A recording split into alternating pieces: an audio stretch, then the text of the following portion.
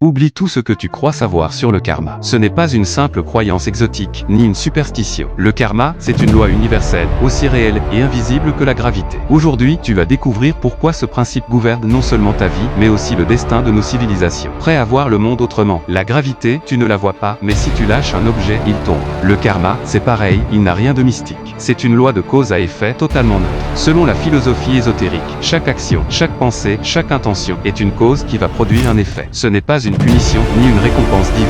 C'est un mécanisme naturel, une sorte de mathématique morale qui régule l'équilibre de l'univers. Le karma ne concerne pas que toi ou moi. Il façonne aussi le destin des peuples, des civilisations entières. Tout ce que l'on fait collectivement, toutes nos intentions partagées, tissent la trame du futur parfois bien au-delà d'une seule vie. Imagine que chaque pensée soit une énergie, chaque intention un maillon d'une grande chaîne. Cette chaîne, tu la construis toi-même, parfois sans même t'en rendre compte. Et la grande loi du karma, c'est que tout ce que tu mets dans l'univers finit par te revenir. Mais pas forcément dans cette vie. Parfois dans 10 ans, parfois dans 10 vies. Voilà pourquoi les traditions parlent de réincarnation. Parce que la justice du karma dépasse le temps. Oublie l'idée d'un dieu vengeur. Le karma n'est pas là pour punir ou récompenser. Il ne juge pas, il équilibre. C'est une loi neutre de la nature. Tu récoltes ce que tu as semé, ni plus, ni moins. Même si parfois, le résultat met du temps à apparaître. Il arrive que certains effets ne se manifestent qu'après plusieurs existences. Parce que l'âme, selon cette vision, ne se limite pas à une seule vie. Selon la tradition, chaque action, chaque mot, chaque pensée laisse une trace dans l'univers. On peut voir le karma comme une immense mémoire cosmique où rien n'est oublié. Le futur n'est pas écrit au hasard, il est la résonance mathématique de tout ce que nous avons fait, dit ou pensé. Ce que tu vis aujourd'hui est l'écho de tes choix passés. Le karma agit sur 3 plans. Physique, ce que tu fais concrètement, tes gestes. Émotionnel et mental, ce que tu ressens, ce que tu penses. Spirituel, tes choix profonds, ceux qui touchent à ton âme. À chaque instant, tu crées du karma sur ces 3 niveaux, comme un peintre qui ajoute des touches à son tableau. Quand on comprend le karma, on ne parle plus de chance ou de hasard.